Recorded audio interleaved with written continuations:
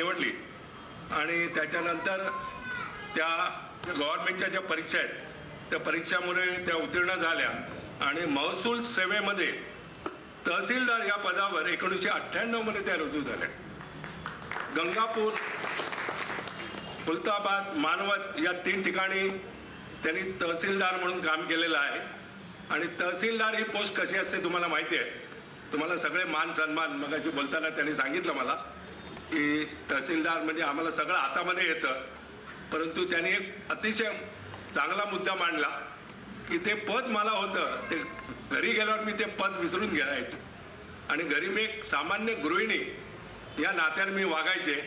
त्यामुळे अजूनपर्यंत माझा संसार सुखाचा झाला. 2008 मध्ये त्या डेप्युटी कलेक्टर झाल्या, बरोबर आहे. आणि त्यांनी अनेक पुस्तकं लिहिलेली आहेत. गट्टी फू नावाचा त्यांचा बालकथा संग्रह आहे. मनतरंग हा ललित लेख संग्रह आहे.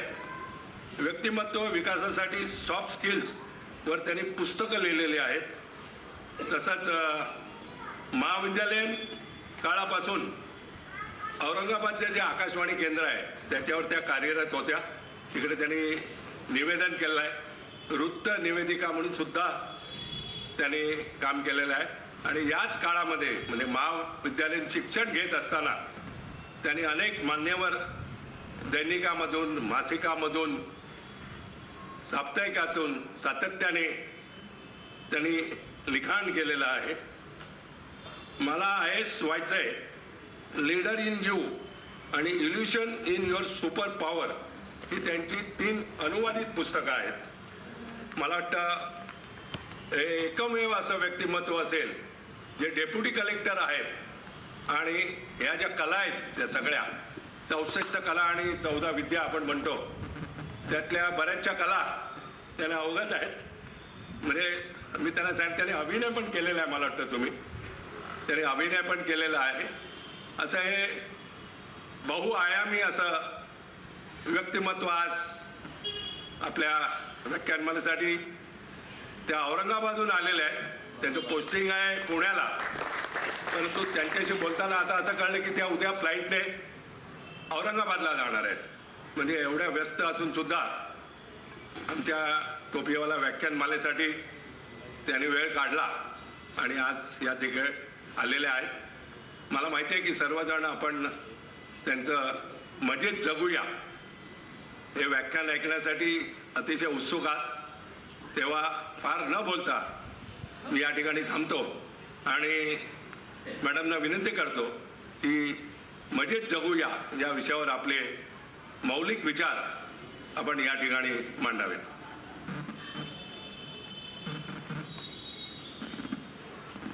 थँक्यू काका. खरं तर टोपीवाला व्याख्यानमाला ही एवढी प्रतिष्ठित व्याख्यानमाला आहे की त्याच्यासाठी मला बोलवणं येत आहे हे माझ्यासाठी खूप अभिमानाचं होतं. आणि हां, टाळ्या वाजवू शकता. थँक्यू.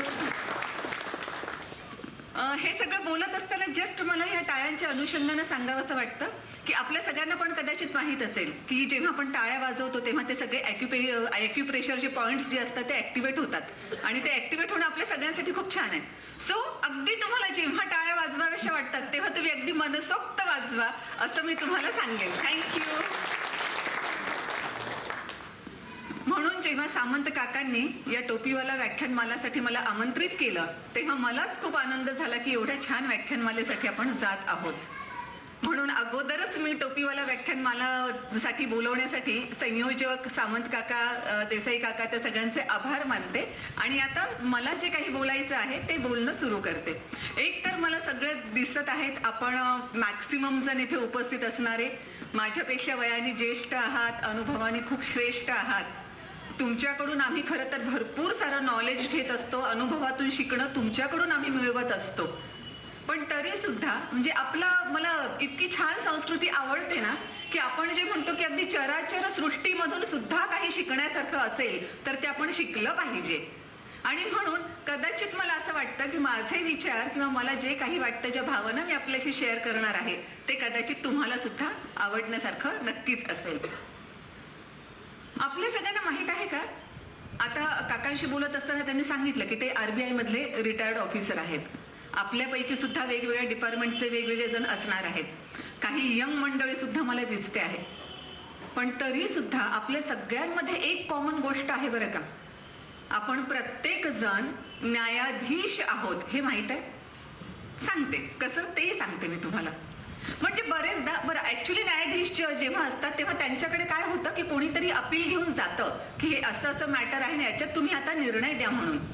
आपण अशा पद्धतीचे न्यायाधीश असतो की कोणी आपल्याकडे अपील करण्याची गरज नसते. म्हणजे प्रत्येक याचिका न्यायालय स्वतः क्वचित काही याचिका सुमोटो स्वतःहून दाखल करून घेतं. पण आपण मात्र असे न्यायाधीश असतो जे प्रत्येक याचिका सुमोटो स्वतःहून दाखल करून घेतो. मी पुढे सांगितल्यावर तुम्हाला लक्षात येईल, तुम्ही मला माझ्याशी ऍग्री सुद्धा कराल. पुन्हा दुसरं एक वैशिष्ट्य न्यायालयीन संस्थेचं हे असतं की डिफेन्सला संधी दिली जाते. दोघांचंही म्हणणं ऐकून घेतलं जातं आणि मग निर्णय दिला जातो. पण आपण मात्र असे न्यायाधीश असतो की कुणाचं ऐकून घेण्याची आपल्याला गरजच नसते. आपण डायरेक्ट निर्णय पारित करत असतो. आणि त्यातही पुढे निर्णय थ्रू प्रॉपर चॅनल न्यायालयीन संस्थेचा निर्णय म्हणजे प्रसारित होतो किंवा पुढे सगळ्यांपर्यंत पोहोचवला जातो. आपल्याला मात्र आपला निर्णय इतरांपर्यंत पोहोचवण्याची एवढी घाई झालेली असते की सेकंदभरही न थांबता आपण आपला निर्णय लगेच जास्तीत जास्त लोकांपर्यंत पोहोचवण्याचा प्रयत्न करतो. आता जस्ट उदाहरण सांगते. आपण कुठेतरी म्हणजे कसे न्यायाधीश आहोत लगेच लक्षात येईल. आपण कुठेतरी सिग्नलवर उभे असतो. रेड सिग्नल लागला तर ग्रीन झाल्यावर आपल्याला जाता येईल म्हणून आपण सिग्नलकडे बघत असतो. आणि तेवढ्यात आपल्याला कुठेतरी दूर दिसतं की ते टू व्हीलरवर ते दोघं जण आहेत आणि पलीकडे आणखी टू व्हीलरवर ते दोघं जण आहेत. त्यांचं काहीतरी आपापसात चाललंय. आणि ते बघितल्यानंतर इथे खरं तर आपल्याला सिग्नल ग्रीन होण्याची वाट पाहतोय बरं आपण. पण ते सगळं बघितल्यानंतर लगेच आपण काय करतो, तो चॉकलेटी शर्टवाला ना जरा वेंधळाच दिसतोय, त्याला काही समजत नाही. पण हा दुसरा जो आहे तो मात्र जरा समजदार दिसतोय. तो सिच्युएशन किती व्यवस्थित हँडल करतोय. होतं ना असं. अरे पण काही गरज आहे. त्या दोघांची जी चर्चा चालू आहे ती का चालू आहे. जर वाद चालू असेल, त्यांच्यामध्ये काही भांडण होत असेल तर ते का चालू आहे याच्याशी आपल्याला काही देणं घेणं असतं का. ऍब्सोल्युटली नाही.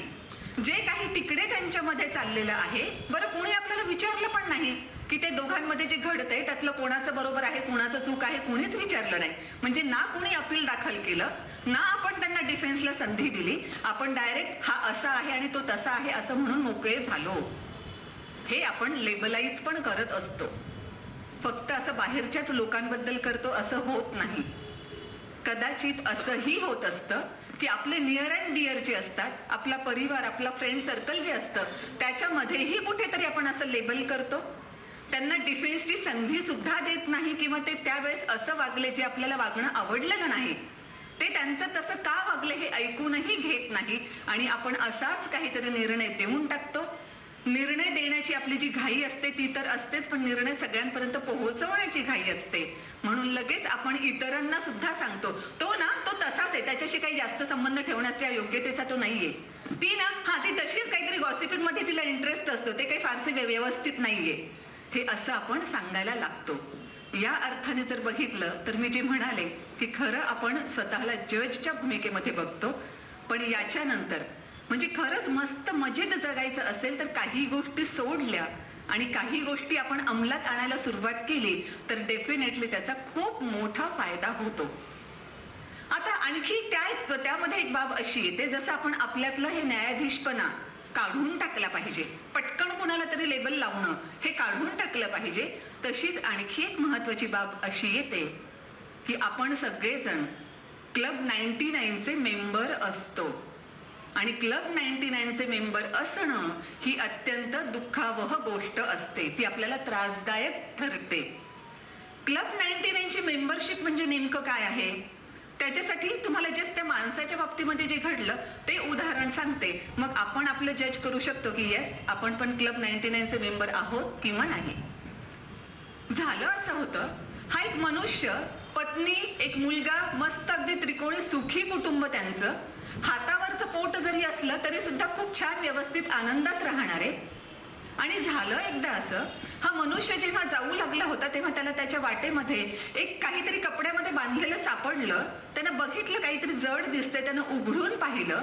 उघडून पाहिल्यानंतर त्याच्या असं लक्षात आलं की त्यामध्ये तर सोन्याच्या मोहरा आहेत आणि त्यासोबत एक चिठ्ठी सुद्धा दिलेली होती. त्या चिठ्ठीवर असं लिहिण्यात आलेलं होतं की ही मोहरांची पूर्णपणे हा जो बटवा किंवा पिशवी आहे तर ज्याला हे सापडणार आहे त्याची ही पिशवी आहे असं तुम्ही मानून घ्या. अरे वा, म्हणजे इकडे तिकडे बघण्याची गरजच नाही की कुणाची पिशवी पडली की नाही ते.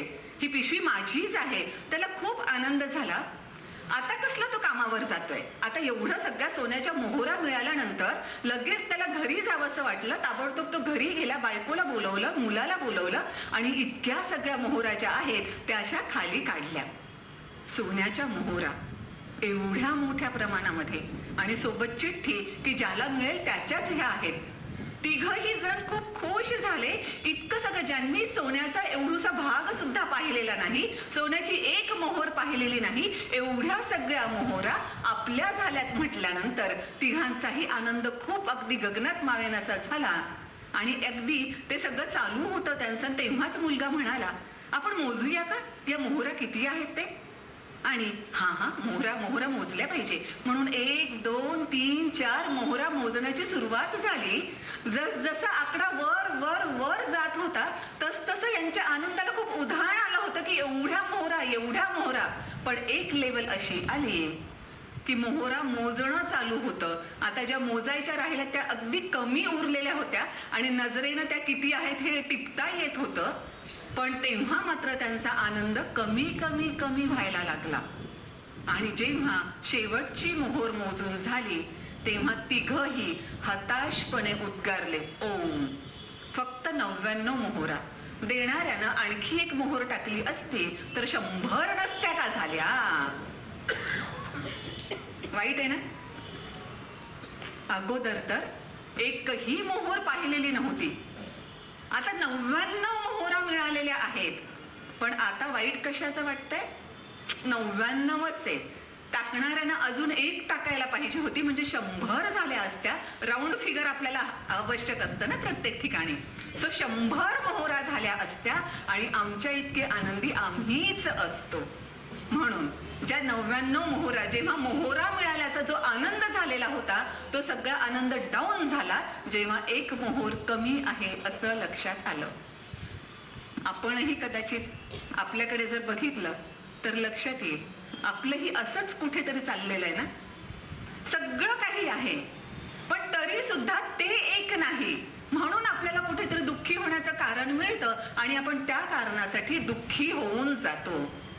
काल एका ठिकाणी मी गेले होते, तिथे खूप छान वाक्य, आम्ही अशीच चर्चा करत होतो. नंतर जसं आज आपलं सगळं बोलणं झाल्यावर प्रश्नोत्तर होणार आहेत तसं सगळं आमचं चालू होतं. आणि त्यामध्ये बोलता बोलता एक जण असं म्हणाले, मला ते वाक्य फार आवडलं, तुमच्याशी शेअर मी करणारच आहे. त्यांनी असं सांगितलं होतं की सुख मिळवण्याचे म्हणजे सुखी होण्याचे हजारो मार्ग असू शकतात. बरोबर, सुखी राहण्याचे कित्येक मार्ग असतात पण दुसऱ्यापेक्षा सुखी होण्याचा एकही मार्ग नसतो. करेक्ट. अगदी जेव्हा आपण कंपॅरिझन करतो कोणाशी तरी आणि त्याच्यापेक्षा मला अधिक सुखी व्हायचं आहे तेव्हा प्रत्येक वेळेस आपण ते कारण कुठेतरी शोधायला लागतो की त्याच्यापेक्षा कुठेतरी मी दुःखी आहे. आणि मग त्यांच्या फक्त आपण पॉझिटिव्ह गोष्टी ज्या आपल्या नजरेला दिसतात तेवढ्याच फक्त पाहतो. त्यांच्या ऍक्च्युअल लाईफ मध्ये काय चाललेलं आहे याच्याशी कदाचित आपण जास्त देणं घेणं ठेवत नाही. आणि त्यांच्यापेक्षा माझं सुख कसं कमी आहे हे कुठेतरी जेव्हा वाटायला लागतं तेव्हा आपण क्लब 99 ची मेंबरशिप स्वीकारलेली असते. आणि एकदा ही मेंबरशिप स्वीकारली की दुःखी राहण्याचा आयुष्यभराचा मार्ग आपण पत्करलेला असतो. सो सगळ्यात अगोदर आपल्याला ही क्लब 99 ची मेंबरशिप सोडावी लागेल. आपल्याला सगळ्यांना माहित असेल कदाचित की जेव्हा म्हणजे एकदा विचारलं जेव्हा गेलं ना की संस्कृती, आपण सगळे सुसंस्कृत लोक आहोत असं म्हणतो, सुसंस्कृत असणं महत्वाचं आहे असं म्हणतो, सुशिक्षितपणासोबतच सुसंस्कृतपणा किती महत्वाचा आहे हे आपण प्रत्येक वेळेस सांगत असतो. पण खरंच ह्या मनुष्याच्या संस्कृतीची सुरुवात कुठून झाली हाच प्रश्न कल्चरल अँथ्रोपॉलॉजिस्ट म्हणजे सांस्कृतिक मानववंशशास्त्रज्ञ मार्गारेट मीड यांना जेव्हा विचारण्यात आला होता तेव्हा त्यांनी असं सांगितलं की मनुष्याच्या संस्कृतीची सुरुवात तेव्हा झाली जेव्हा एका मनुष्याच्या मांडीचं हाड मोडलं आणि ते जुळलंही गेलं. तिच्या स्टुडंटला लक्षात नाही आलं म्हणजे मांडीचं हाड मोडण्याचा आणि संस्कृतीचा तसा काय संबंध आहे. आणि मग तिनं पुन्हा एक्सप्लेन केलं. त्या काळामध्ये मांडीचं हाड मोडणं किंवा पायाला अशी दुखापत होणं की ज्यामुळे चलनवलनच पूर्ण बंद होऊन जातं, चालताच येत नाही, त्या काळामध्ये एकमेव त्याचा अर्थ असा असायचा की काही दिवसांमध्ये किंवा अल्प कालावधीमध्ये त्याचं निधन होणार. कसं? तर जर पायालाच काहीतरी झालेलं आहे, चालता येतच नाही, बिलकुल काहीच हालचाल करता येत नाही, अशा परिस्थितीमध्ये पाणी तिथे दिसतंय, सरोवर तिथे दिसतंय, झरा तिथे दिसतोय, मला पाणी प्यायचंय पण जाताच येत नाही, कोणी आणून देणार नाही, त्याच्यामुळे एकतर तहानेनं व्याकुळ होऊन मृत्यू येणार आहे किंवा भूक खूप लागलेली आहे पण आता स्वतःला शिकार करणं जमणार नाही, कोणी आणून देणार नाही, याचा अर्थ पुन्हा भुकेनं व्याकुळ होऊन मृत्यू येणार आहे. किंवा एखाद्या श्वापदानं जर हल्ला केला तर त्या पायाचा प्रॉब्लेम असल्यामुळे पळूनही जाता येणार नाही किंवा अटॅक केला गेल्यानंतर त्याला काही पुन्हा प्रतिकारही करता येणार नाही. आणि या सगळ्याची गोळाबेरीज म्हणून काय आहे तर मृत्यूच ओढवणार आहे. आणि मग या मार्गारेट मीडनं सांगितलं, पण जेव्हा असा प्रसंग घडला की एका मनुष्याच्या मांडीचं हाड मोडलं आणि ते जुळलं, तेव्हापासून संस्कृतीचा उदय झाला. हे कसं काय? तर जेव्हा एका मनुष्याच्या मांडीचं हाड मोडलं तर ते जुळेपर्यंतच्या कालावधीमध्ये त्या मनुष्याचा सांभाळ दुसऱ्या कोणी मनुष्यांनी केला. त्यांना पाणी घेता येत नव्हतं, त्यांच्यापर्यंत पाणी आणून दिलं, त्यांना स्वतःची शिकार करता येत नव्हती, सो त्यांचं पोट भरण्यासाठी जे काही हवं आहे ते त्यांना नेऊन दिलं, बाकीच्या सगळ्या संकटांपासून त्यांची सुटका केली, त्यांना वाचवलं आणि मग मांडीचं हाड जुळलं. तेवढ्या त्या मांडीचं हाड मोडणं आणि जुळणं या पूर्ण कालावधीमध्ये मनुष्यांनी त्यांची देखरेख केली, त्या माणसाची देखरेख केली आणि म्हणून खरी संस्कृती तेव्हापासून उदयाला आली. संस्कृतीचा उदय अशा गोष्टीतून झालेला आहे. आज तर आपण म्हणतोच की मनुष्य हा सामाजिक प्राणी आहे, समाजामध्ये राहतो, एकमेकांना मदत करणं हेच आपल्यासाठी खूप महत्वाचं असतं. ही सगळी मदत करत असताना पण असेही काही प्रसंग येतात, जसं आपण म्हणतो की आपल्याच हाताचे पाचही बोट सारखे नसतात. इतकं कशाला, आपले 2 डोळे सुद्धा एकसारखे नसतात, आपल्या हाताचे 2 पंजे सुद्धा एकसारखे नसतात, प्रत्येकाचं वेगळं वेगळं असतं, आपला थंब प्रत्येकाचा वेगळा असतो. या सगळ्या परिस्थितीमध्ये प्रत्येक मनुष्याचा स्वभावही वेगळा असतो, त्या मनुष्याला आलेले अनुभव वेगवेगळे असतात आणि या सगळ्या गोष्टींमुळे कदाचित कुठेतरी असं होतं की ज्यामध्ये थोडेसे वादविवाद सुरू होतात, थोडीशी धुसफूस सुरू होते, कधी कधी भांडण व्हायला लागतं आणि ह्या सगळ्यांचा एकत्रित परिणाम काय होतो तर आपलं मस्त मजेत जगण्याचं कुठेतरी मागे सुटून जातं आणि ह्या सगळ्या बाबींवर आपलं कॉन्सन्ट्रेशन होतं किंवा या सगळ्या बाबींकडेच आपलं लक्ष गेलेलं असल्यामुळे बाकीच्या सगळ्या गोष्टी आपण सोडून दिलेल्या असतात. म्हणून जसं क्लब 99 ची मेंबरशिप आपण सोडणं गरजेचं आहे, त्याच पद्धतीनं आपण आचरणामध्ये अशाही काही बाबी आणणं गरजेचं आहे ज्याचा आपल्याला लॉंग टर्म मध्ये खूप मोठा फायदा होतो. माझ्या ओळखीचे एक आजोबा आहेत आणि त्यांचं मी असं बघते की त्यांना थोडंही काही झालं ना की ते असं सगळ्यांना सांगत राहतात, मला ना हे आहे, मला ना ते आहे, मला बीपी आहे, मला डायबिटीस आहे, माझं पायाचं असं झालेलं आहे वगैरे वगैरे वगैरे सगळं.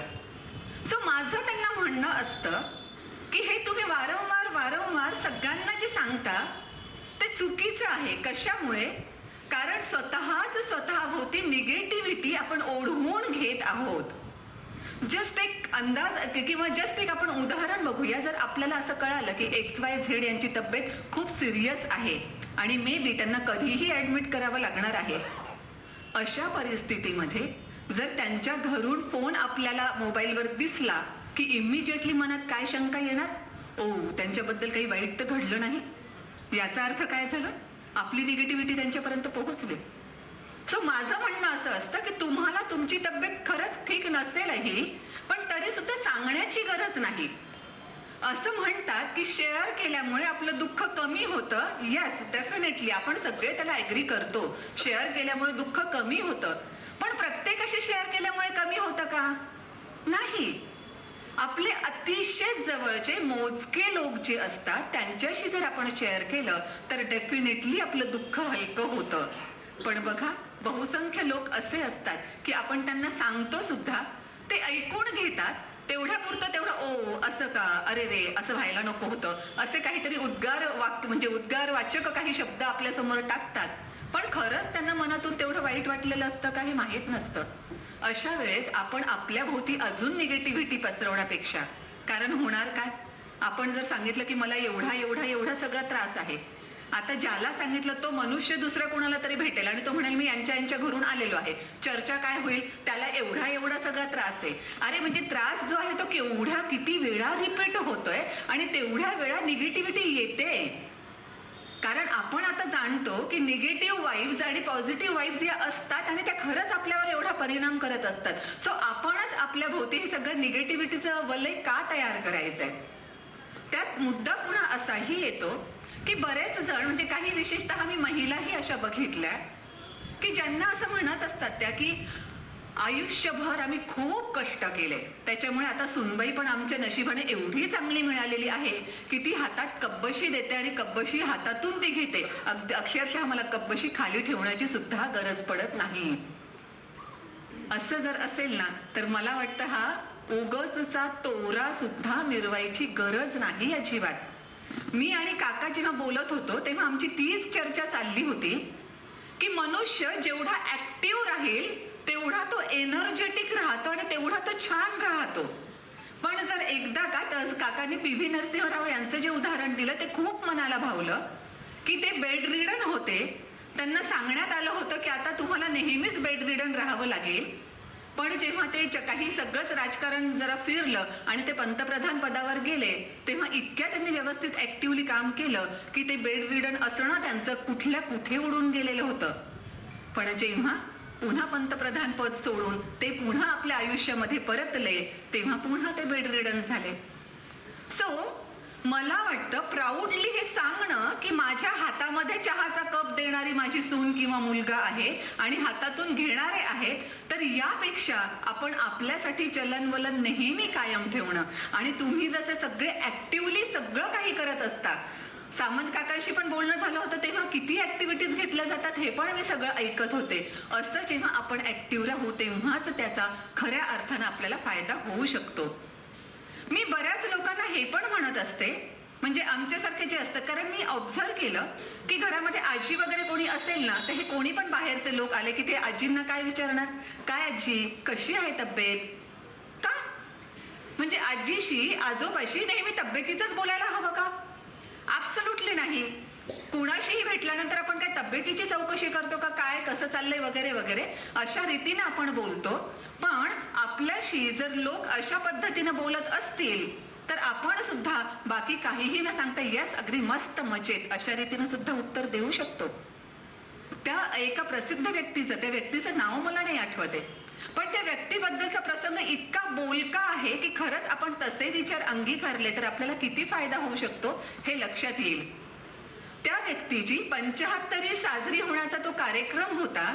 मस्तपैकी अगदी धूमधाम पद्धतीने त्यांची ती 75वी साजरी करण्यात आली आणि पत्रकारांनी बोलता बोलता त्यांचं अभिनंदन केलं, छान कार्यक्रम झाला वगैरे वगैरे सगळं काही सांगितलं. आणि पुन्हा त्यांनी निघताना हेही म्हटलं की मी अपेक्षा करतो की तुमच्या 100वीचा महोत्सव सुद्धा पाहायला मिळेल नक्की.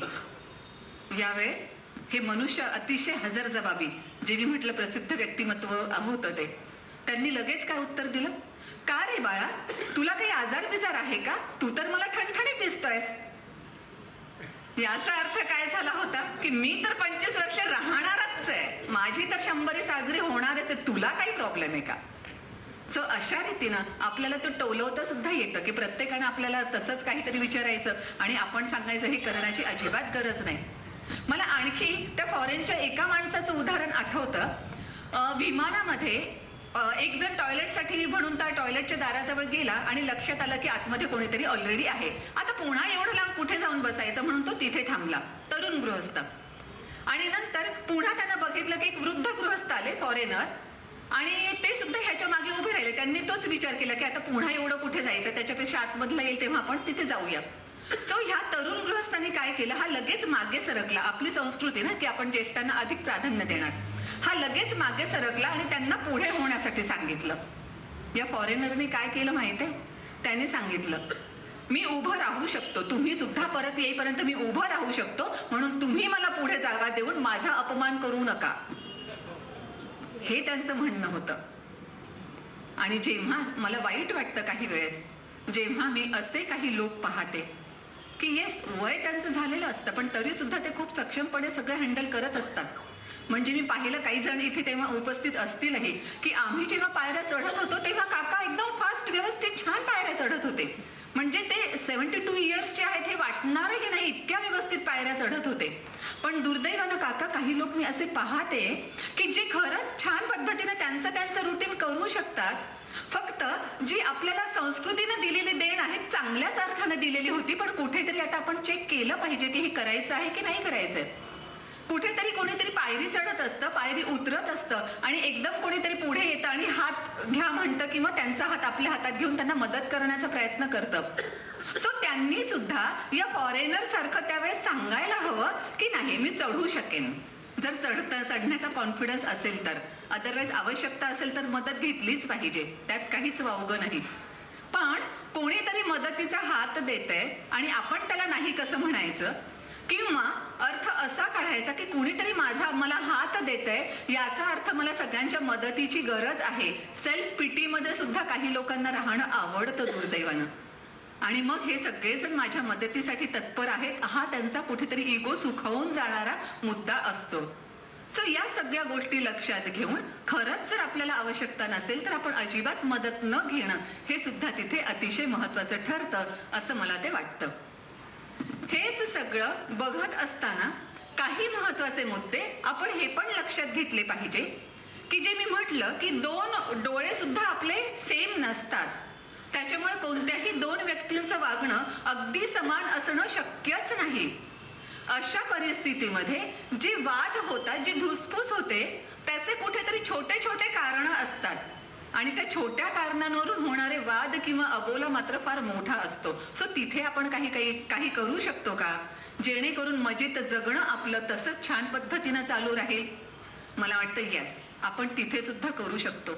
यासाठी एकतर आपल्याला आपल्या विचारांची क्लॅरिटी ठेवावी लागेल, आपल्या आयडियाज क्लिअर असल्या पाहिजे आणि कोणत्याही गोष्टीला प्रेस्टिज इश्यू करण्याची गरज नाही किंवा बेसिकली इश्यूज करण्याची गरज नाही, हे सुद्धा आपण लक्षात घेतलं पाहिजे.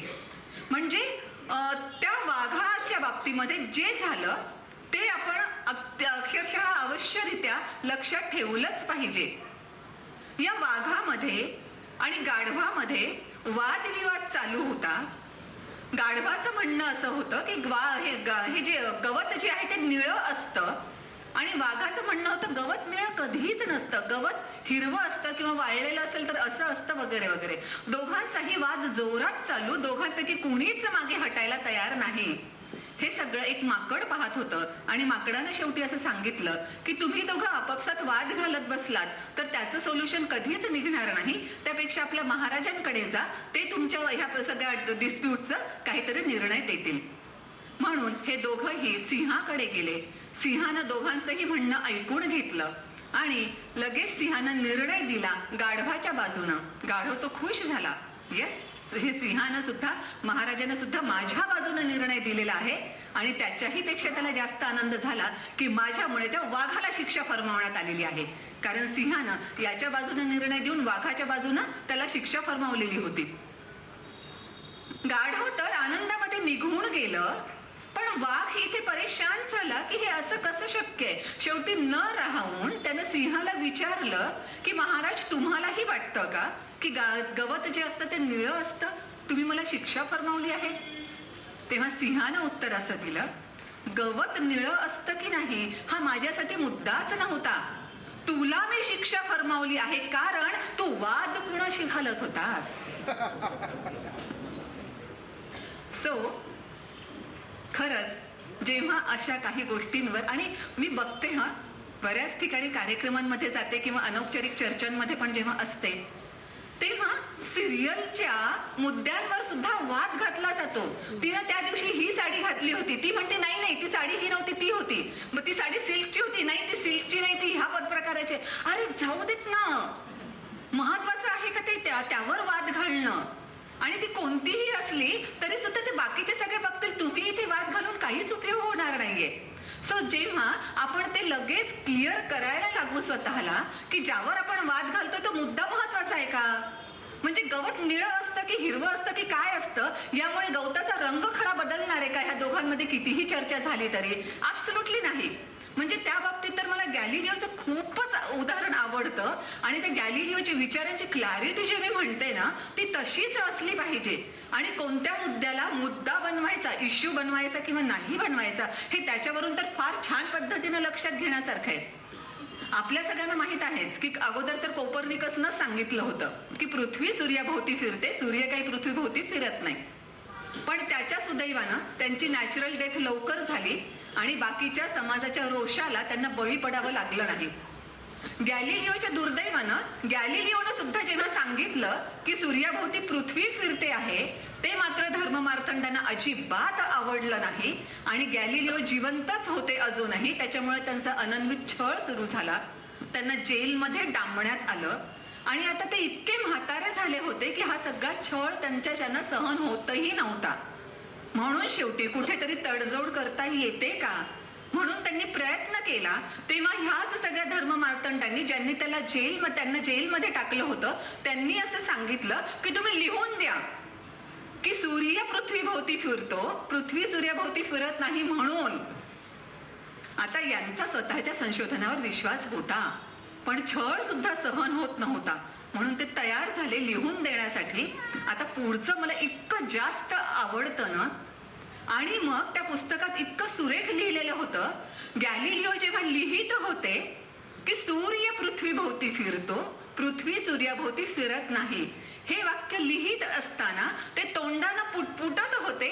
मी काही जरी लिहून दिलं तरी पृथ्वी सूर्याभोवती फिरण्याची थांबणार थोडीच आहे. यस, त्याच्यामुळे कोणत्याही मुद्द्यावर आपण चर्चा करत असताना माझं म्हणणं बरोबर आहे, खरंच आपलं म्हणणं बरोबर असेलही, पण जसं मी अगोदर म्हणाले की तो मुद्दा तरी महत्वाचा आहे का, तिनं साडी कोणती घातली हे तुम्ही चर्चा करून काही फरक पडणार आहे का?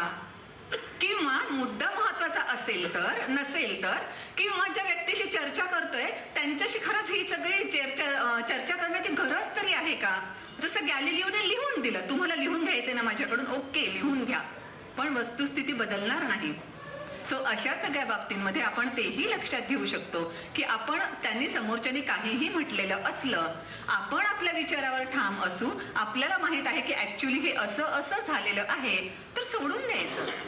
जेव्हा आपण असं पटकन सोडून द्यायला शिकतो ना तेव्हा सुद्धा आपल्याला त्याचा खूप जास्त फायदा होतो. आणि मग जेव्हा या दृष्टिकोनातून आपण बघायला लागतो तेव्हा मी जे म्हटलं की क्लब 99 ची मेंबरशिप आपण सोडून दिलेली असते आणि आपल्याकडे काय आहे हे खूप पॉझिटिव्हली पाहायला आपण सुरुवात केलेली असते. हे पॉझिटिव्हली कसं पाहणं आहे या संदर्भात मी आपल्याला सांगेन आणि मग आपली रजा घेईन. सो नॅशनल चॅम्पियनशिप एकदा होती आणि नॅशनल चॅम्पियन जुदोची नॅशनल चॅम्पियनशिप होती. आणि ज्या मुलाचं सिलेक्शन, जो नॅशनल चॅम्पियन झालेला होता त्या मुलाला पारितोषिक देण्यासाठी जेव्हा स्टेजवर बोलवण्यात आलं तेव्हा जे सगळा ऑडियन्स जमलेला होता त्या ऑडियन्सला इतका प्रश्न पडला की ह्या मुलाला नॅशनल चॅम्पियनशिप कशी असू शकते, कशी मिळू शकते, किंवा हा कसा जुदो खेळू शकतो.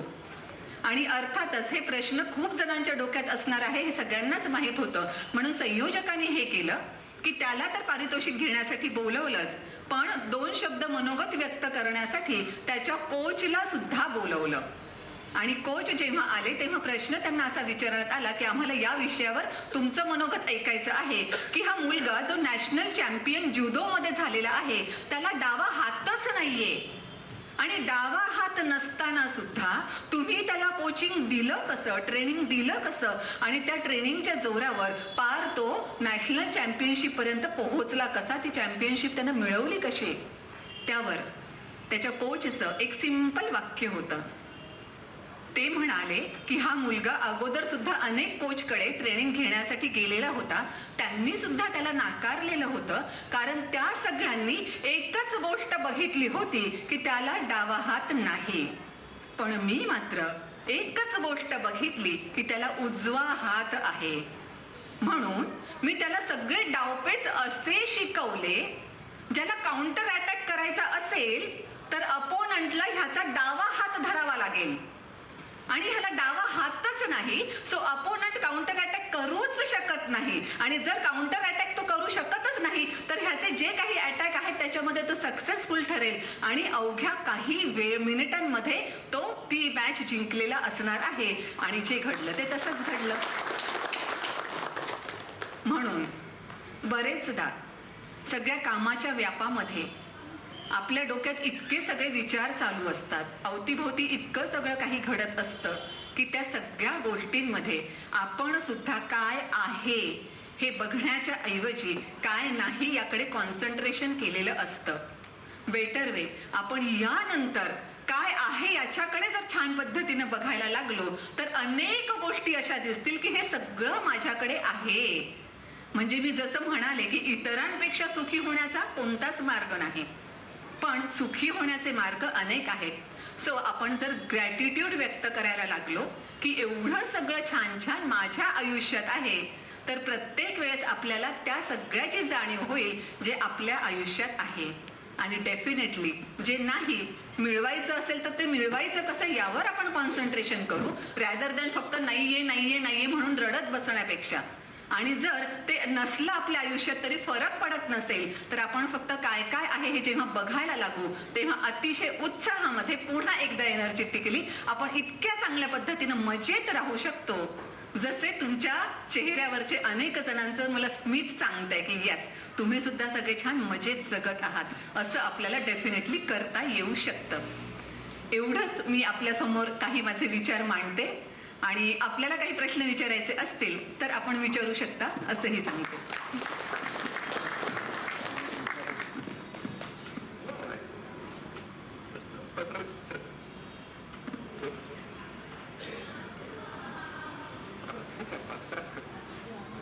तुमचे काही प्रश्न असतील तर सांगा, त्या प्रश्नाच्या अनुषंगाने बोलते मी.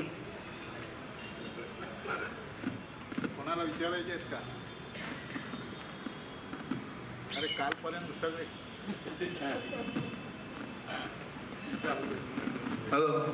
कालपर्यंत सगळे प्रश्न विचारण्यात बरेच होते. आज मी विचारतो. मॅडम तुम्ही एक डेप्युटी कलेक्टर आहात आणि अनेक कला तुम्ही जोपासलेल्या आहेत. मग तुम्ही सांगितलं अभिनय, नंतर सूत्रसंचालन तुम्ही केलेलं आहे, अशा अनेक गुण तुमच्याकडे आहेत. तर तुम्ही टाइम मॅनेजमेंट कशी काय करता? म्हणजे लोकांना प्रत्येकाला 24 तासच आहेत दिवसाचे, तुम्हाला पण 24 आहेत. तर 24 तास तुम्ही ही जी टाइम मॅनेजमेंट आहे, तुमचं ऑफिसचं टेन्शन, तुमचं घर, तुमची मुलं बाळं आणि ह्या कला, हे तुम्ही कसं काय साधता? सगळ्यांनाच सांगताना मी हे म्हणेन की माझ्यासाठी टाइम मॅनेजमेंट हे बेसिकली प्रायोरिटी मॅनेजमेंट आहे. जर आपण प्रायोरिटीज मॅनेज केल्या तर बेसिकली टाइम मॅनेज आपोआप होऊन जातो. जर आपली प्रायोरिटी चुकली तर मग आपल्या लक्षात येतं की मला काही टाइम मॅनेज करणं जमलं नाही गड्या. जसं अगदी साधं आपण म्हणतो, आता तर सगळं ऑनलाईन चालू आहे, पण जे पूर्वी उदाहरण दिलं जायचं की लाईट बिल तुम्ही ती डेट उलटून गेल्यावर भरणार असाल तर तुमची दमछाक होईल, तिथे रांगेत उभं राहावं लागेल वगैरे वगैरे सगळं. आता ते गरज पडत नाही, ती गोष्ट वेगळी.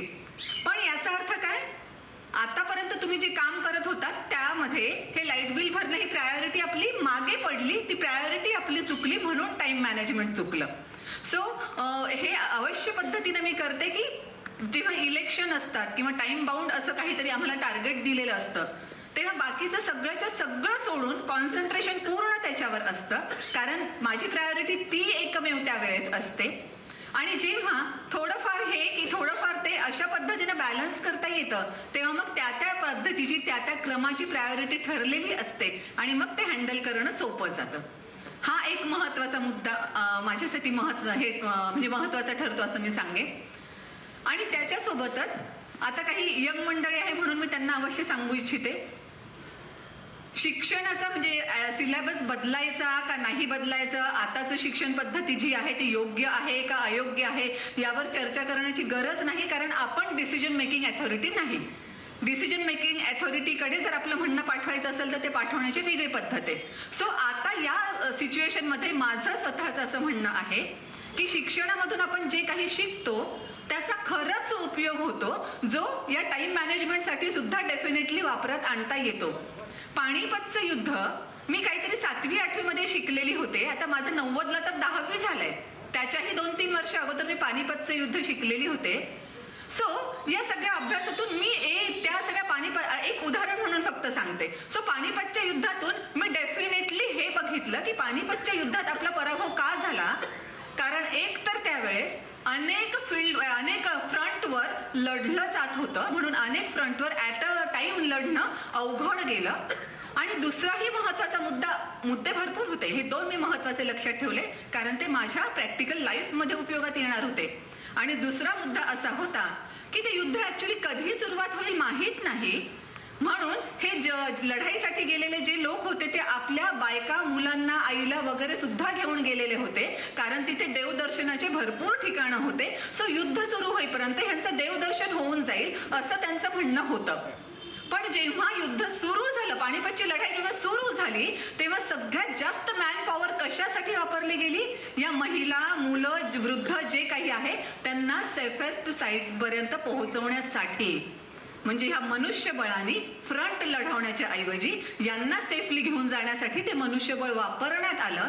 त्याच सोबत अनेक फ्रंटवर एका वेळी लढावं लागलं. त्याचा परिणाम म्हणून आणि अनेक बाकीच्याही गोष्टींचा परिणाम म्हणून आपण पानिपतचं युद्ध हरलो. हे तेव्हा शाळेमध्ये असताना तर मार्कांसाठी लक्षात ठेवलेलं असेल, पण ते तेव्हाच कुठेतरी डोक्यात बसलेलं होतं फिट.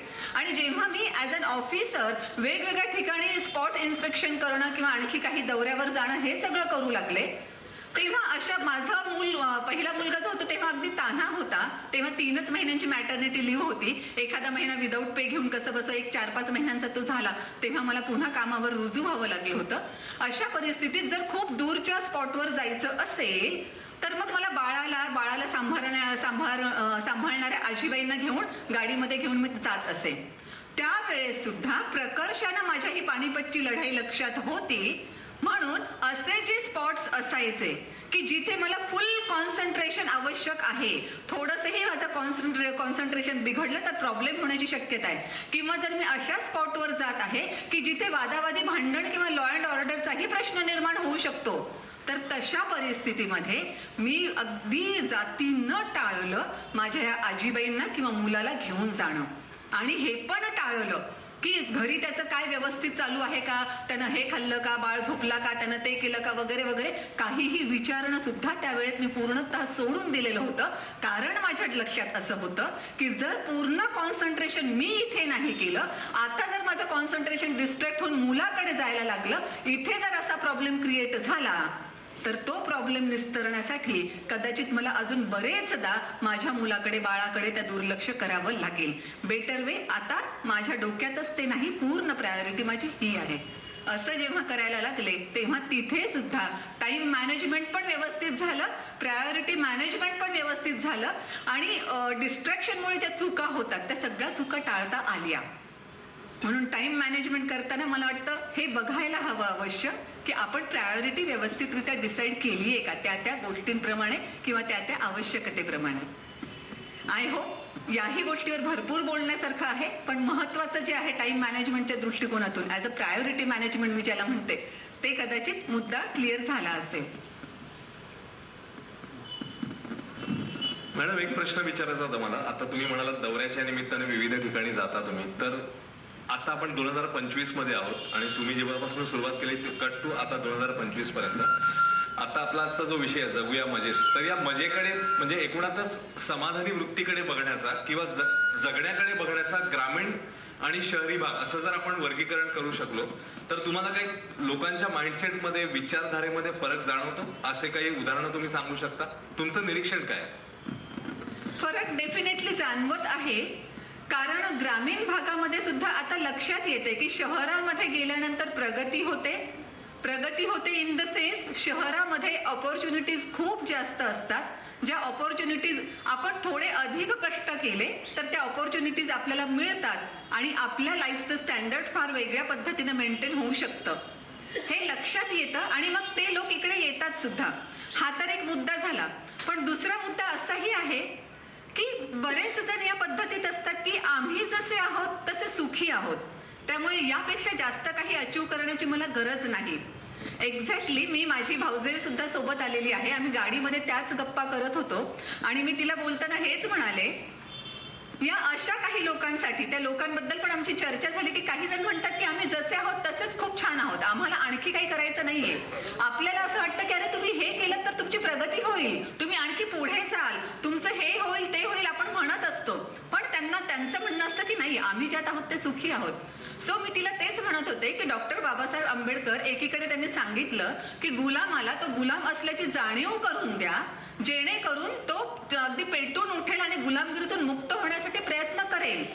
सो कुठेतरी हे असंच आहे की काही लोक ग्रामीण भागामध्ये, काही लोक तसेही आहेत की ठीक चाललंय ना आमचं, काही प्रॉब्लेम नाही आम्हाला, मग आम्हाला नाही जायचं तिकडे, आम्हाला नकोय प्रगती, किंवा आता जेवढं प्रगत झालेलो आहोत आम्ही तेवढं पुरेसं आहे. या पण मानसिकतेचे काही लोक आहेत.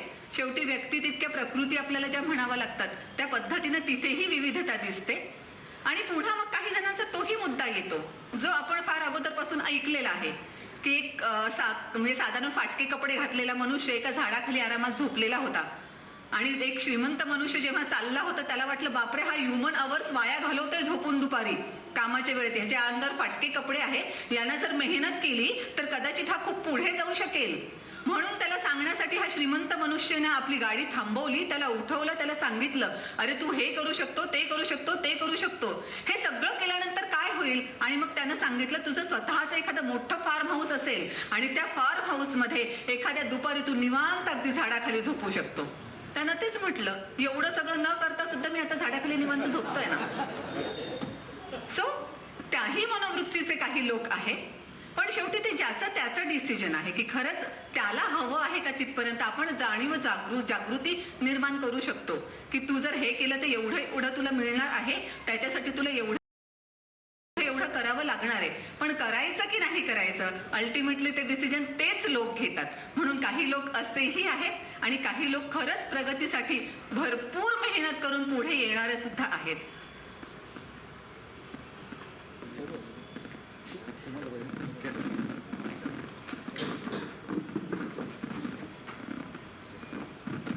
माझा प्रश्न असा आहे की सुख, समाधान, आनंद आणि मजा तर ह्याचं जर आपण कॉम्बिनेशन केलं तर ते सगळं एकत्र येतं. पण त्याची प्रत्येकाची अशी तुम्हाला डेफिनेशन अशी सांगता येईल का की बा अमुक एक झाले म्हणजे मजा आली, अमुक एक झालं म्हणजे सुख मिळालं, अमुक एक झालं म्हणजे समाधान मिळालं. हे जे 4 जे स्टेप्स आहेत त्याच्याबद्दल आपण त्याला काही पिरियड आहे की काय प्रत्येकाला की बा मला असं केल्यानंतर समाधान मिळालं पाहिजे, मी असं केल्यानंतर मला आनंद मिळाला पाहिजे, मी असं केल्यानंतर मला मजा आली पाहिजे, मी असं केल्यानंतर मला सुख मिळालं पाहिजे. हे जे चारी जे माणसाचे व्ह्यू आहे त्या प्रत्येक व्ह्यूच्या संदर्भात हे सगळं बरोबर आहे. पण प्रत्येकाचे डेफिनेशन असे सांगता येईल का, सुख म्हणजे काय, समाधान म्हणजे काय, आनंद म्हणजे काय, मजा म्हणजे काय, अशा प्रकारचं डेफिनेशन सांगितलं आपण तर जास्त चालेल, नक्कीच सांगते. माझ्या दृष्टिकोनातून आनंद आणि मजा हे तसं तात्पुरते आहे की एखादा खूप छान चविष्ट पदार्थ आपण खाल्ला आणि अनएक्सपेक्टेडली तेवढा चवदार पदार्थ किंवा आपल्याला जो अतिशय आवडतो तो अचानक आपल्या समोर आला आणि आपण ते पहिला घास तोंडात टाकला, वाव इतकं छान, मस्त मजा आली खाण्यातली आज, किंवा हे खाल्ल्यामुळे मला फार आनंद झाला, या अर्थानं त्या दोन्ही गोष्टी आपल्याला वापरता येतील. सो माझ्या म्हणण्यानुसार त्या क्षणांपुरतं जे आहे ते ती मजा किंवा आनंद असू शकेल किंवा असतो. पण सुख आणि समाधान मात्र हे लॉंग टर्म मध्ये जातं आणि ते अनेक गोष्टींवर कलेक्टिव्हली अवलंबून असतं. म्हणजे माझं फॅमिली लाईफ खूप छान आहे, माझे मुलं खूप छान करत आहेत, माझा मित्रपरिवार सुद्धा फार छान आहे, असं जेव्हा आपल्या आयुष्यामध्ये असतं तेव्हा आपण डेफिनेटली म्हणू शकतो की मी सुखी आणि समाधानी आहे. हा त्यातला मेन डिफरन्स मला वाटतो लॉंग टर्मचा आणि शॉर्ट टर्मचा. थँक्यू. आता तुम्ही खूप वेगवेगळ्या म्हणजे दाखले उदाहरणं देऊन सांगत होतात, तर मला तुम्हाला विचारायचं की आतापर्यंतच्या प्रवासामधला तुमच्यासाठी आव्हानात्मक राहिलेला क्षण कोणता आहे? किंवा काही वेळा असं होतं की या सगळ्या प्रवासामध्ये आपणच स्वतःला नव्याने गवसतो, एखादी नवीन गोष्ट आपल्याला सापडून जाते, तर असे क्षणही तुमच्या आयुष्यात आले असतील तर असं सांगितलेत काही उदाहरणं तर आवडतील. नक्कीच. आता एक प्रशासकीय स्वरूपाचा सांगेल आणि एक थोडा वेगळ्या पद्धतीचा सांगेल. अगोदर वेगळ्या पद्धतीचा सांगते. सामंत काकांनी सुद्धा युट्यूबवरचे माझे व्हिडिओज बघितले आणि मग मला सर्च आउट केलं आणि आमचा संपर्क झाला. त्याच पद्धतीनं त्या व्हिडिओजच्या खाली ज्या कमेंट्स येतात त्याच्यावरून मला जाणवत राहतं की येस, आपल्या शब्दांचा काहीतरी पॉझिटिव्हली फरक पडतोय आणि ती खूप चांगली गोष्ट आहे. म्हणजे आपलं सामाजिक कॉन्ट्रीब्युशन ॲटलिस्ट तेवढं का असे ना आपण करत आहोत आणि ही समाधानाची गोष्ट निश्चितच आहे. पण मी विचार करते की इथपर्यंत मी कशी आले. एक तर तो मुद्दा आहे की अगदी लहानपणापासूनच म्हणजे आम्हाला जसं कळतं तसं मी आणि माझे दोघंही भाऊ नेहमीच स्टेजवर राहिलेलो आहोत. त्याच्यामुळं स्टेज करेज नाही किंवा स्टेजवर गेल्यावर धडधड होतं वगैरे वगैरे असं सुदैवानं टचवूड, पण आम्हाला तरी ते जाणवलेलं नाही कधीच. सो पहिल्यापासून सगळं स्टेजवर असणं, पारितोषिकं मिळवणं वगैरे वगैरे सगळं होतं. पण प्रशासनामध्ये आल्यानंतर प्रशासकीय अँगलनं सगळं काम चालू झाल्यानंतर हे कुठेतरी मागे पडलं, कुठेतरी विसर पडला की आपल्याला अशा चांगल्या पद्धतीनं इतरांचा विचार परिवर्तन किंवा त्यात काही नवीन विचार घालणं इतकं बोलता येतं, याचा पूर्णतः कुठेतरी विसर पडलेला होता. आणि एका ठिकाणी प्रशासकीय असं काहीतरी ऑकेजन होतं ज्याच्यासाठी त्या चेअरवर मी बसले आहे म्हणून मला बोलवण्यात आलं होतं. त्या चेअरवर मी नसते, दुसरं कोणी असलं असतं तर त्या व्यक्तीला बोलवण्यात आलं असतं, कारण त्या चेअरला बोलवण्यात आलेलं होतं. सो मी तिथे गेले आणि एवढं सगळं काम चालू असताना भाषणाची मुद्दाम आता जेव्हा मी इथे येते आहे तेव्हा रीतसर मी सगळं काय काय बोलायचे काय काय नाही त्याचे सगळं टिपण काढून तयारी करून इथे येते. पण तिथे सगळं ऑफिसचं काम करत असताना आणि ऑफिसच्या चेअरला म्हणून तिथे बोलवण्यात आल्यावर तयारी करणं हा तर काही प्रश्नच नव्हता, तेवढा वेळ सुद्धा नव्हता. पण मी तिथे गेले आणि ज्या पद्धतीने उत्स्फूर्तपणे मला ते ऑकेजन पाहून जे काही बोलावंसं वाटलं ते सगळं बोलले आणि त्यानंतर जो टाळ्यांचा कडकडाट झाला, त्यानंतर जो मला सगळा फीडबॅक मिळाला, तेव्हा असं लक्षात आलं की येस, आपण जे विसरून गेलो होतो की आपल्या शब्दांमध्ये ताकद आहे, आपण एक्सप्रेसिव्हली ते व्यक्त करू शकतो, तर ते कुठेतरी पुन्हा लक्षात आलं. आणि म्हणून मग आवर्जून जेव्हा पदासाठी सुद्धा मला जावं लागायचं तेव्हा सुद्धा मी थोडासा तरी वेळ काढे की जर उत्स्फूर्तपणे बोलून एवढा फरक पडू शकतो तर मी थोडीशी तयारी केली पाहिजे. आणि तसं करून जेव्हा मला परिवर्तन होताना दिसतं, मी काका म्हणाले तसं समाधानी असते, सुखी असते. सो हा एक मला प्रसंग आवर्जून सांगावासा वाटतो की माझीच मला त्या दिवशी पुन्हा एकदा गवसले, जो विसर पडला होता ते पुन्हा मला आठवलं. आणि दुसरा प्रशासकीय मुद्दा जो सांगायचा आहे तर आपल्याला खुलताबाद तालुका माहीत असेल, म्हणजे कृष्णेश्वर मंदिर किंवा वेरूळ लेणी वगैरे वगैरे त्याच तालुक्यामध्ये सगळं काही आहे. सो मी खुलताबादला जेव्हा तहसीलदार होते तिथे एक कागजीपुरा नावाचं एक छोटंसं गाव आहे, तिथे तलाव होता आणि प्रत्येक वेळेस जाता येता तो कोरडा ठाक पडलेला होता. ऍब्सोल्युटली त्यात पाण्याचा थेंबही नाही असा तो तलाव होता.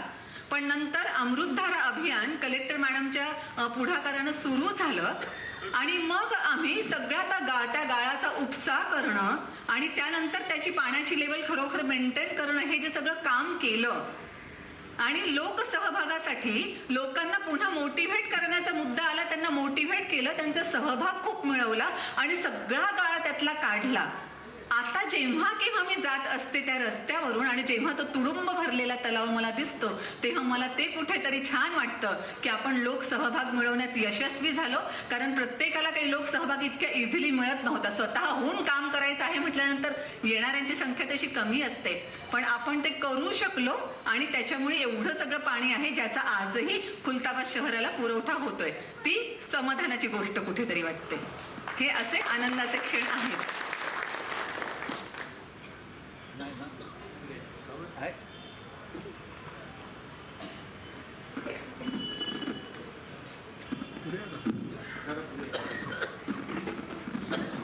तुम्ही अतिशय महत्त्वाच्या पदांवरती काम करताच आहात, पण ऍक्टिव्ह राजकारणामध्ये तुमच्यासारखी व्यक्ती आज गरज आहे.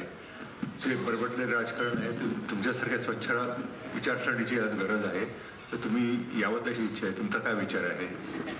आता काका मी पदावर असल्यामुळे, मी गव्हर्नमेंट सर्व्हिसमध्ये असल्यामुळे मला काही बाइंडिंग्स आहेत, ज्यामुळे हे मी त्यावर काही जास्त बोलू शकणार नाही. फक्त चांगल्या लोकांनी राजकारणात आलं पाहिजे एवढंच मी सध्या ह्या ठिकाणी या उत्तरात म्हणू शकते. येऊ शकतात. हा ते आहे, पण पुन्हा मला असं वाटतं की माझा जर तो पिंड नाही, कारण खरंच मला नाही वाटत की तो पिंड माझा आहे. सो एकदा येस, मी या संदर्भात आणखी एक बाब सांगते काका. जेव्हा मी प्रोबेशनर होते तेव्हा भरपूर साऱ्या आयडियाज घेऊन आले होते की मला प्रशासनात गेल्यावर हे हे हे हे सगळं करायचं आहे. आणि कुठेतरी लक्षात असं आलं की सिस्टीमला आपण विरोध करताना आपली शक्ती खूप कमी पडते आणि सिस्टीम खूप पॉवरफुल ठरते. त्याच्यामुळे प्रत्येक वेळेस आपल्याला नाही तसं करता येत. सो मी एक तर माझ्याकडे 2 मार्ग होते. जसं काही अधिकाऱ्यांनी केलं की या सर्व्हिसमध्ये मला राहायचं नाही म्हणून राजीनामा देऊन बाहेर निघून जाणं, किंवा सिस्टीम मध्ये राहून जेवढं बदलता येईल तेवढं बदलण्याचा प्रयत्न करणं. सो मी सेकंड ऑप्शन चूज केलं की सिस्टीम मध्ये जर मी राहिले तर ठीक आहे, मला वाटतं की 100 लोकांना माझ्याकडून मदतीचं योगदान व्हावं, पण सिस्टीममुळे मी 100 लोकांना करू शकत नाही. जर मी सिस्टीमच्या बाहेर गेले तर एकालाही करू शकणार नाही. ऍटलिस्ट आता सिस्टीम मध्ये राहून किंवा मी 25 लोकांना तरी त्यांना मदत करू शकते ना, हा मी विचार केला. आणि म्हणून मग सिस्टीम मध्ये राहून आता मला बेस्ट माझं काय देता येतं हे केलं. आणि त्याचाच एक भाग अवश्य हा सांगते, जे मला काकांनी पण विचारलेलं होतं पहिल्याच प्रश्नामध्ये की हे सगळं कसं मॅनेज करता. सो माझ्यासाठी हा फार महत्वाचा भाग आहे की सिस्टीम मध्ये राहून सुद्धा मला समाजात काही बदल घडवून आणायचे होते. सो मला त्या पद्धतीनं नाही घडवून आणता येते. सो मी या पद्धतीनं करेल. जसं पाणी कुठला ना कुठला तरी मार्ग चूज करतच, ते राहू शकत नाही स्टॅग्नंट, ते स्वतःचा प्रवाह शोधतं. तसं मग मी माझा विचार शोधला असा की आपण या पद्धतीनं लोकांमध्ये जाऊ. म्हणून जिथे महिला आहेत आणि पर्टिक्युलर जिथे कॉलेजचे मुलं आहेत तिथे मी आवर्जून जाते. तिथे मी माझं ऑफिसचं शेड्यूल नाही फॉलो करत. तिथे मी अगोदर तिथे जाणं माझी प्रायोरिटी असते. ऑफिसचं मग नंतर काम मी मागे पुढे करून घेऊ शकते. हे मी प्रकर्षानं पाळलं. म्हणून तरी सध्या मी तुम्हाला एवढं सांगू शकते. थँक्यू. काय काका? काही वर्षांनी तुम्ही येऊ शकाल. बघूया, सध्या तरी मी नाही सांगू शकत काही. नमस्कार. सध्याची मुंबईची परिस्थिती बघितली आणि महाराष्ट्राची भौगोलिक, तर मुंबईतून मराठी माणूस इकडे हाकलला जातोय. प्रश्न थोडासा वेगळा आहे, पण जर का गव्हर्नमेंटने ठरवलं, सरकारने ठरवलं, जेवढे प्रशासकीय अधिकारी आहेत की IAS आणि IPS, ते पोलीसवाले हे कर वसूल करणारे, तर मग ती इकडे लॉबी तिकडे आहे का? दुसरी गोष्ट, एकंदरीत 3 ते 4 प्रश्न आहेत की इकडे अशी मोठ्या प्रमाणात लॉबी पण सुरू आहे की मराठी माणसांनी काही डावलण्यात येतं, तो एक होता विषय. आणि मराठी माणसांना दक्षिण मुंबईतून हाकलण्याचं जे कटक कारस्थान सुरू आहे, जे अत्यंत वाईट आहे, थोडक्यात ह्याच्याबद्दल आपल्याला काय करता येईल की मराठी टक्का, आज जे टोपीवाला व्याख्यानवाद चालू आहे, तात्या आहेत, खरोखर यांचं कौतुक. आज इकडे ना एक टायमाला इकडे तिथपर्यंत गर्दी भरायची, आज गर्दी कमी आहे, पण जे जमले ते दर्दी आहेत. ह्याच्यावर आपलं काय म्हणणं आहे? बरं, तुम्ही 3 टप्प्यामध्ये प्रश्न विचारले. फक्त प्रशासकीय अडचणींमुळे मी यावर उत्तर देऊ शकत नाही. ऑफ दी रेकॉर्ड नंतर आपण चर्चा करू शकतो. आणि तुम्ही जे म्हणलात दक्षिण मुंबईचं किंवा मराठीचा टक्का वाढवण्याचं वगैरे वगैरे, तर ते सुद्धा पॉलिसी मॅटर्स आहेत. जे शासन पॉलिसी मॅटर तयार करतं ते पॉलिसी घेईल आणि आम्ही इम्प्लिमेंट करणार. त्यामुळे मी या व्यासपीठावरून नाही बोलू शकत त्या संदर्भात. सॉरी. मॅडम, मला एक प्रश्न आहे की आपण प्रशासनामध्ये काम करत असताना, प्रशासकीय काम करताना आपल्याला असे काही अनुभव येत असतील की आपल्याकडे येणारे, म्हणजे बाहेरून येणारे एखादे रहिवासी असतील किंवा कोण असतील, किंवा तुमचा स्टाफ असेल, आपला तुमच्या अंडर काम करणारा की आपला वरिष्ठही असेल, की काही वेळेला क्रॉस जात असतील, अरे मॅडमचं म्हणणं बरोबरच नाही आहे, माझं म्हणणं बरोबर आहे, पण त्यांना हँडल करताना तुम्ही कसं करता? म्हणजे कसा एखादा जर बाहेरून आलेला व्यक्ती तो जर माझं म्हणणं बरोबर आहे, मॅडम तर चुकते आहे, पण तुम्ही त्याला हँडल करताना कसं करता? आणि एखादा तुमचा वरिष्ठ आहे जो तुमच्यावर लादतो आहे एखादं काम, नाही तुम्हाला पटत नाही आहे, ते तुम्ही समाधानी नाही आहात की त्या याला जरी अधिकारी सांगत आहेत त्याला समाधानी नाही आहात, पण तरी पण तुम्हाला ते करावं लागतं, त्यात तुम्ही समाधान कसं मानता? एक तर जेव्हा अगोदर वरिष्ठांचा मुद्दा मी सांगते की वरिष्ठ जर सांगत असतील की हे असं असं व्हायला हवं आणि नियमानुसार मला माहिती आहे की हे असं करता येत नाही, तेव्हा मी अगोदर चर्चा करते आणि असं मला पुटअप करता येणार नाही कारण नियम असं असं सांगतात हे सांगते, पण तरी सुद्धा त्यांचं इन्सिस्ट त्यांनी केलेलं असेल की नाही तुम्हाला हे सगळं करावंच लागेल आणि तुम्ही अशाच पद्धतीनं पुटअप केलं पाहिजे. एकदा मला क्लिअर झालं की त्यांचं मतपरिवर्तन होणार नाही मी रूल्स अँड रेग्युलेशन दाखवल्यानंतर सुद्धा. सो मग माझ्या हातामध्ये ते असतं की जेव्हा मी तिथे ठीक आहे म्हणून परत येते, पण जेव्हा मला लिहायचं तेव्हा मी मला जे लिहायचं जे नियम सांगतात हे करता येईल किंवा करता येणार नाही जे काही आहे ते स्पष्ट मत पण खाली नोंदवते की या नियमांच्या अशा असे असल्यामुळे हे काम करता येणार नाही आणि करिता आदेश असतो सादर. त्यावेळेस मी ते शेवटचं वाक्य लिहिते आणि मग पुन्हा जर चर्चा झाली की तुम्ही असं का लिहिलं वगैरे वगैरे, सो पोलाइटली बट फॉर्मली मी त्यांना ते सांगते की ठीक आहे तुम्ही माझे बॉस आहात, तुम्ही मला ओव्हर रूल करू शकता ना, सो मी जरी असं लिहिलं तरी तुम्हाला मान्य करणं गरजेचं नाही, तुम्हाला जे करायचं ते करा. असं होतं कधी कधी तिथे वादविवाद पण होतात, पण ते अनुभवाने येतं आणि जमतं सुद्धा व्यवस्थित. हा एक मुद्दा झाला. आणि तुम्ही जे सांगितलं की बाहेरून येणारे लोक जे असतात आणि ते असं सांगतात की तुमचं चुकलंय वगैरे वगैरे, तर हा एकच मिनिट मी क्लिअर करते प्लीज. सो मी जसं तुम्हाला सांगितलं की गवत निळं आहे याच्यात चर्चा करण्यासारखी आहे का सोडून देण्यासारखं आहे हे मी बघते. तुम्हाला एक उदाहरण सांगते. माझ्याकडे जेव्हा पुनर्वसन होतं आणि पुनर्वसनाचं जमीन त्यांची गेलेली आहे भूसंपादनामध्ये, मग आता त्यांचं पुनर्वसन करायचंय, त्यांना ते पुनर्वसनाचे लाभ द्यायचे वगैरे वगैरे, हे सगळं जेव्हा चालू होतं तेव्हा एक फाईल माझ्याकडे अशी आली की ते पुनर्वसनाचं काम त्यांचं करता येण्यासारखं नव्हतं, नियमात कुठेही ते बसत नव्हतं. सो कसं होतं बघा की कधी कधी लोक पण कशा पद्धतीनं बघतात बोलतात, त्याच्यामुळे पेपरमध्ये पण जे येतं ना ते सगळं खरं आणि तसंच घडलेलं असतं असं नाही, हे आपण लक्षात घेतलं पाहिजे. बेटर वे माझं तर म्हणणं तिथे आपण लॉजिक लावूच नाही किंवा खरंच असं घडलं असेल असा विश्वासही ठेवू नये. का त्याचं कारण मी सांगते. सो त्या मनुष्याला मी सांगितलं तर आल्यानंतर की हे असं असं काम करायचंय, मग मी त्यांना सांगितलं की ठीक आहे मी फाईल बघते व्यवस्थित सांगते तुम्हाला. मग नंतर 2-3 दिवसानंतर ते आल्यावर त्यांना सांगितलं की मी तुमच्या फाईलचा सगळा अभ्यास केलेला आहे, पण हे नियमात असं आहे, त्याच्यामुळे तुम्हाला हा लाभ देणं शक्य नाही आणि हे काम तुमचं होणं शक्य नाही. आता बघा ह्या लोकांची मजा कशी असते. सो त्यांनी असं सांगितलं की तुम्ही असं म्हणता तुम्हाला काम करायचं नाहीये. म्हटलं माझा प्रश्न नाहीये, मी कोण आहे काम न करणारे, नियम सांगतात त्या नियमानुसार मला चालावं लागणार. हे सगळं आमची चर्चा होत होती आणि शेवटी त्यांनी सांगितलं मी कलेक्टरकडे जाईन. सो मी पुन्हा त्यांना तेच फार व्यवस्थित भाषेमध्ये सांगितलं की तुम्ही कलेक्टरकडे जरी गेलात तरी कलेक्टर सर मला बोलवतील, काय अडचण आहे या फाईलमध्ये विचारतील आणि मी त्यानंतर तेच सांगणार आहे की हे रूल्स अँड रेग्युलेशन्स आहेत ज्यामुळे ही फाईल करता येण्यासारखी नाहीये. विषय झाला, मी व्यवस्थित सांगितलं. 2-3 दिवसांनंतर टपालामध्ये पत्र आलं माझ्या नावासहित, असं त्याच्यामध्ये हे टीका करण्यात आली होती आणि माझ्या विरुद्ध चौकशी करावी असं त्यात लिहिण्यात आलं होतं त्यांनी. आणि त्यांनी त्यात काय लिहिलं होतं, कलेक्टरलाही न जुमानणाऱ्या सो अँड सो.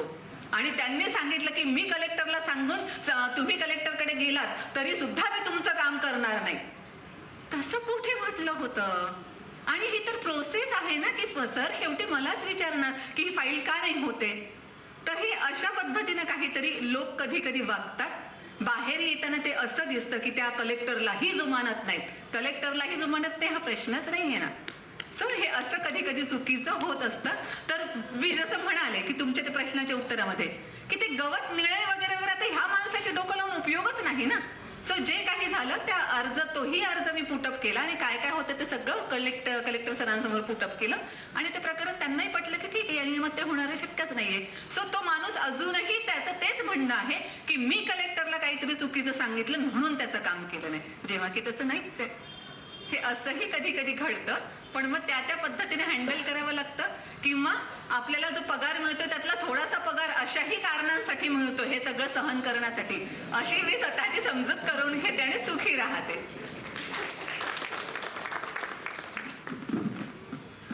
दक्षिण मुंबईमधून सध्या ना कोळी बांधव जे आहेत त्यांना इकडनं हाकलण्याचं कृत्य सुरू आहे. आपल्याकडं फक्त केवळ मार्गदर्शन पाहिजे, उत्तर नव्हे. कारण मी पण वेगळ्या विषयावर काम करतो. आपण तिकडे बरेचसे कलेक्टर वगैरे त्यांच्या संपर्कात आम्ही असतो. दक्षिण मुंबईवर सध्या हे चालू आहे की मराठी माणसांच्या चाळी विकत घ्यायच्या आणि त्या चाळींमध्ये नवीन उभे राहणे टॉवर, त्याच्यामध्ये मराठी माणसाला घर नाकारलं जातं. ह्यात तर मग तसे आपले कायदे काय आहेत.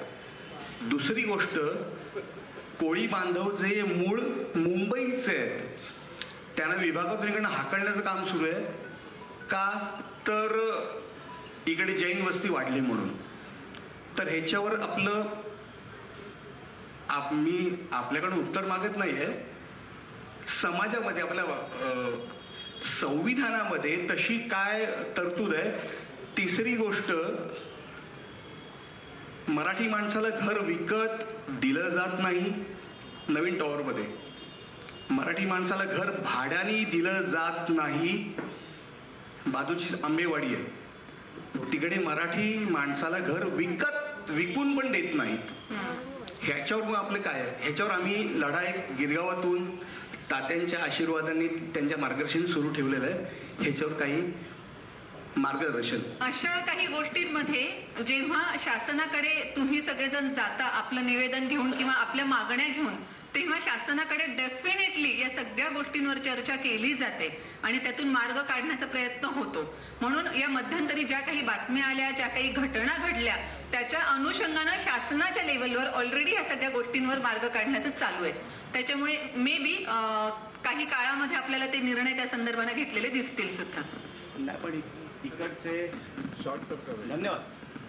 माईक बंद झालं नाही, सुरू झालाय पुन्हा तुमच्यासाठी कदाचित. असेल तर ठीक आहे, चांगली गोष्ट आहे. की विभागातील लोकांचं असं म्हणणं आहे की स्थानिक आमदार जर एखाद्या वेगळ्या धर्माचे असतील म्हणून इकडे असं घडवलं जातं का. आणि तसं असेल तर आपण सरकारमार्फत काय करू शकतो. कारण मुंबईचा मूळ मालक हा मराठी माणूसच आहे आणि आपल्याकडनं ताई आपल्याला मार्गदर्शन मिळू शकेल. म्हणून जास्त ह्या विषयात प्रशासकीय अधिकारी असताना मी हेच म्हणू शकते की जे राजकारणातले जे लोक आहेत त्यांच्या जाती धर्माचा विचार न होता फक्त तिथल्या मतदारांचा विचार होतो, नागरिकांचा विचार होतो आणि त्या दृष्टिकोनातून त्यांना फायद्याचे ठरतील असे नियम बनवले जातात. मग जर काही इकडे जैन माणसं वाढली, मला नाही बोलता येणार त्या सगळ्या गोष्टींमध्ये. नाही ठीक आहे. हॅलो मी दोन प्रश्न विचारतो त्यांना. आता कोणाला विचारायचा आहे का प्रश्न? संपव. थोडेसे उत्तर द्यायला कठीण आहे तुम्हाला, परंतु तुम्ही जे आता लेक्चर दिलं आम्हाला जगूया मजेत, तर तुम्ही स्वतः मजेत जगता का आणि त्याच्यासाठी तुम्ही काय करता. आणि माझा पुढचा प्रश्न असा आहे की आत्ता तुम्ही एका टप्प्यावर आलेले आहेत. आता तुम्ही जर मागे वळून बघितलं तर तुम्हाला काय वाटतं. म्हणजे या क्षणाला तुमच्या मनामध्ये भावना काय की मी एक यशस्वी स्त्री आहे, तुम्हाला काय वाटतं. आणि आजची जी तरुण पिढी आहे इकडे बसलेली, त्याला तुम्ही एक डेप्युटी कलेक्टर म्हणून काय मार्गदर्शन कराल किंवा काय सल्ला द्याल त्यांच्या पुढील आयुष्याबद्दल. फारच छान मुद्दे मांडले काकांनी. सगळ्यात पहिल्या मुद्द्याचं उत्तर अगोदर देते की येस, मी अतिशय मजेमध्ये आहे. माझं career life, thank you, career life, family life किंवा मी जे अगोदर म्हणाले की मित्रपरिवार वगैरे वगैरे, ते इतकं सगळं सुरेख चालू आहे आपल्या सगळ्यांच्या आशीर्वाद शुभेच्छांनी. आणि त्याचं कारण अर्थातच प्रत्येकाचंच कॉन्ट्रीब्युशन खूप चांगल्या पद्धतीनं आहे. की जसं फॅमिलीमध्ये सुखी असण्याचं कारण ते आहे की मुलं पण त्यांचं कॉन्ट्रीब्युशन खूप छान पद्धतीनं देतात, हजबंड खूप छान पद्धतीनं सगळं बाजू त्यांची व्यवस्थित सांभाळून घेतात. हे असं सगळं होतं म्हणून मी एकदम मस्त मजेत आहे, पहिला मुद्दा. दुसरा, आयुष्यामध्ये मागे वळून पाहिल्यानंतर जसं आपण नेहमी म्हणतो की यशाची प्रत्येकाची व्याख्या वेगळी वेगळी असते. कुणाला टॉप 10 श्रीमंतांमध्ये, जगातल्या टॉप 10 श्रीमंतांमध्ये माझं जेव्हा नाव येईल तेव्हा मी यशस्वी आहे असं कदाचित त्यांना वाटत असेल. सो प्रत्येकाची यशाची व्याख्या वेगळी आहे. पण माझ्यापुरती जी यशाची व्याख्या आहे त्यानुसार मी मागे वळून बघताना, खरंच आता मागे वळून बघते, सो मागे वळून बघताना मी खरंच यशस्वी सुद्धा आहे असं मला वाटतं. कारण सुदैवानं मला जेव्हा जेव्हा जे जे हवं होतं ते मिळत गेलं. म्हणजे जसं काकांनी माझ्या इंट्रोडक्शनमध्ये सांगितलं की टॉपर होते तेव्हा डॉक्टर आणि इंजिनियर, सगळ्यांना माहिती आहे की डॉक्टर आणि इंजिनियर हेच प्रोफेशन होते की मेरिटवाल्यांनी तिथेच जायचं असतं. पण काही जणांचा रोष सहन करून, नातेवाईकांचा, त्यांचा काही जणांचा रोष सहन करून, आई वडिलांना व्यवस्थित कन्व्हिन्स करून मी आर्ट्स फॅकल्टी घेतली आणि फर्स्ट अटेम्प्टमध्ये माझं सिलेक्शन सुद्धा झालं. सो मला असं म्हणजे कोणत्या तरी क्षणी वाटलं की आता आपण म्हणजे चांगल्या एखाद्या पदावर असलं पाहिजे. त्यावेळेस मला पोस्ट मिळाली. आता आपलं लग्न झालं पाहिजे, त्यावेळेस लग्न झालं. आता मुलं असले पाहिजे, मुलं झाले. आता समाजामध्ये एवढ्या पद्धतीचं रेप्युटेशन असलं पाहिजे, सो ते मिळालं. टचवूड, पुन्हा तेच आपल्या सगळ्यांचे आशीर्वाद, शुभेच्छा, या सगळ्या गोष्टींमुळे सगळं छान चालू आहे. आणि त्यात मी पुन्हा पॉझिटिव्हली असंही घेते की माझ्या भोवती नेहमी पॉझिटिव्ह वाईब्स असतील ह्याची मला खात्री आहे. कारण ज्या कमेंट्स मी वाचते किंवा अवतीभोवतीचेही लोक मला जे सांगतात की माझ्यामुळे त्यांच्या लाईफमध्ये काही फरक पडला आहे, तर असं वाटतं ह्या सगळ्यांचे पॉझिटिव्ह वाईब्स माझ्यापर्यंत येतच आहेत ना. जस्ट मी कालचं एक उदाहरण देते. एक ज्येष्ठ महिला, त्यांचं 69 एज आहे, त्या मला मुद्दाम भेटायला आल्या. मी इथे आलेली आहे लक्षात आल्यानंतर. आणि त्यांनी सांगितलं की तुमच्या व्हिडिओजचा आणि पुस्तकांचा मला खूप खूप फायदा झाला, फक्त एक उदाहरण सांगते म्हणून त्यांनी सांगितलं. आणि त्या असं म्हणाल्या की एकदा असं झालं होतं की मी आणि माझे हसबंड सोफ्यावर आम्ही बसलो होतो, आपापलं काहीतरी काम चालू होतं आणि हसबंड उठले. पण उठताना ना त्यांनी माझ्या पायावर एवढा करकचून पाय दिलेला होता, इतकं मला पेन झालं. आणि हा मनुष्य म्हणजे हा माझा नवरा सॉरी सुद्धा न म्हणता सरळ निघून गेला. मला इतका जबरदस्त राग आला म्हणे त्याचा की त्याला खाऊ का गिळू असं तर वाटलंच मला, पण खूप भांडून काढू असंही वाटलं. मी भांडणारही होते, पण त्या क्षणी मला कुठेतरी लक्षात आलं की नाही, रिॲक्ट करायचं नाही, आपण रिस्पॉन्ड करायचं आहे. म्हणून मी काहीच रिॲक्शन न देता शांत बसले, स्वतःला शांत केलं. आणि नंतर दुपारनंतर विषय काढला की सकाळी माझ्या पायावर एवढा जोरात पाय दिला, एकतर पाय पडायलाच नव्हता पाहिजे, असा कसा पाय पडतो, आणि तेही पुन्हा मग साधं सॉरी म्हणण्याचे सुद्धा मॅनर्स नाहीत. तेव्हा आता पुढचं लक्षात घ्या. तेव्हा ते गृहस्थ यांना म्हणाले, ओ माझा पाय तुझ्या पायावर पडला का, मला तर जाणवलं सुद्धा नाही. आणि मग यांच्या डोक्यात काही आलं की ऑलरेडी शुगर आहे, सो त्या पायाचं सेन्सेशन गेलंय की काय. ताबडतोब सगळं मेडिकल चेकअप वगैरे वगैरे झालं आणि कळालं की त्या पायाचं सेन्सेशन गेलंय. आता जस्ट इमॅजिन करा, त्यांनी काही वेळ स्वतःला विधेल केलं नसतं, काही वेळ स्वतःला शांत बसवलं नसतं आणि नवऱ्याला झाप झापून काढलं असतं. झापण्याच्या मनस्थितीमध्ये त्यांचं ऐकून घेण्याचा तर प्रश्नच नव्हता. आणि नंतर जर नवऱ्यानं सांगितलं असतं, नंतर हे सगळे मेडिकल इश्यूज लक्षात आले असते, तर आयुष्यभराचा पश्चाताप त्यांना झाला असता की त्याला तर मेडिकल इश्यू होते, पण मी का मूर्खपणा केला, मी एवढं असं का वागले. सो हे जेव्हा मला कळतं ना, तेव्हा मला खरंच असं वाटतं की या सगळ्यांच्या पॉझिटिव्ह वाईब्स माझ्यासोबत आहे. त्याच्यामुळे डेफिनेटली दुसऱ्याही प्रश्नाचं उत्तर तेच आहे की व्यवस्थित म्हणजे यशस्वी आहे असं मी डेफिनेटली म्हणेन.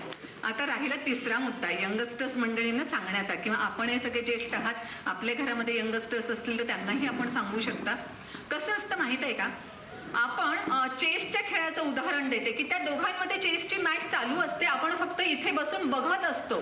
तेव्हा तो काहीतरी सोंगटी, हत्ती किंवा घोडा काहीतरी सरकवतो आणि आपण लगेच म्हणतो, ओ याला कसं नाही कळलं, तो घोडा तिथे नेला तर त्या घोड्याला हे मारेल ना. हे आपण इथे बसून सांगतो. जेव्हा आपण प्रत्यक्षात खेळायला लागतो ना, कदाचित आपण त्याच्यापेक्षाही सिली मिस्टेक केलेली असते. त्याच्यामुळे बाहेर राहून दोष दाखवणं खूप सोपं आहे. सो माझं यंगस्टर्सना म्हणणं असेल की खरंच आपण आता 75 वर्ष स्वातंत्र्याचे पूर्ण केलेत.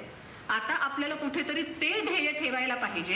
आता ध्येय, स्वातंत्र्याच्या अगोदर सगळ्यांचं ध्येय होतं की आपल्याला स्वातंत्र्य मिळवायचं आहे, पण आता प्रत्येकाचं ध्येय इतकं विखुरलेलं आहे की ध्येय ॲज अ नेशन ठरतच नाहीये आपलं.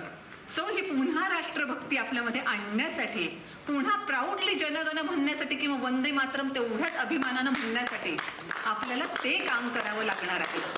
आणि त्यासाठी ह्या यंगस्टर्सनी आपापलं कॉन्ट्रीब्युशन तर द्यायचंच, पण मी आवर्जून रेकमेंड करेन की प्रशासनात डेफिनेटली या. सिस्टीम मला कदाचित बदलता आली नाही, तुम्हाला कदाचित काही अंशी तरी बदलता येईल, कदाचित माझ्यापेक्षा जास्त बदलता येईल, किंवा पुन्हा ते सिस्टीम पूर्णतः नाही बदलता आली तरी त्यामध्ये थोडंफार तरी काही कॉन्ट्रीब्युशन आपल्याला देता येऊ शकेल. बाहेर राहून प्रशासन असंच आहे, शासन असंच आहे म्हणण्यापेक्षा बेटर वे तुम्ही आतमध्ये या आणि आता इथून प्रॅक्टिकल प्रॉब्लेम समजावून घ्या, त्या प्रॅक्टिकल प्रॉब्लेम्सना प्रॅक्टिकल सोल्युशन्स काढा आणि डेफिनेटली पुन्हा एकदा आपला राष्ट्रधर्म खूप छान पद्धतीनं तयार झालेला असेल अशी मला पूर्ण खात्री वाटते. थँक्यू.